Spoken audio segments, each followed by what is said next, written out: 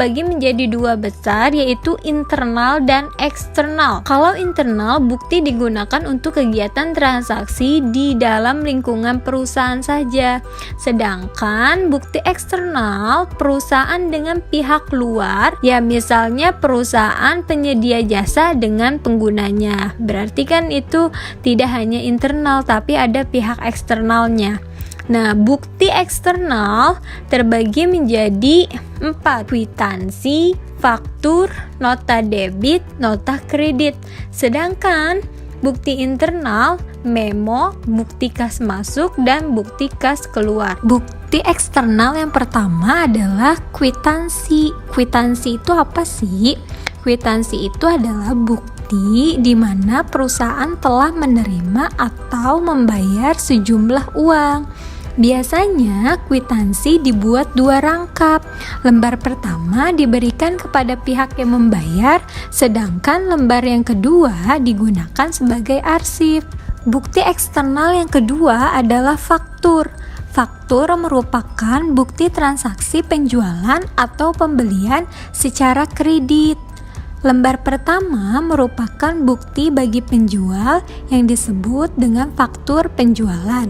Sedangkan lembar kedua merupakan bukti bagi pembeli yang disebut dengan faktur pembelian. Selanjutnya adalah nota kredit. Nota kredit merupakan bukti transaksi yang digunakan untuk mengurangi nominal transaksi sebelumnya yang bersifat kredit. Nota kredit biasanya dikeluarkan oleh penjual dikarenakan barang yang dijual diterima kembali karena barangnya bisa saja rusak atau tidak sesuai. Kebalikan dari nota kredit yaitu nota debit. Nota debit dikeluarkan oleh pembeli. Jadi, ketika pembeli melakukan komplain atas barang yang telah dibeli secara kredit, biasanya pembeli akan mengembalikan barang tersebut lalu membuat bukti berupa nota debit. Nah, sekarang kita akan membahas bukti transaksi yang bersifat internal. Yang pertama adalah memo. Memo itu semacam surat perintah dari atasan kepada bawahan untuk melakukan aktivitas tertentu yang berkaitan dengan keuangan. Contohnya, misalkan kamu jadi supervisor di sebuah perusahaan.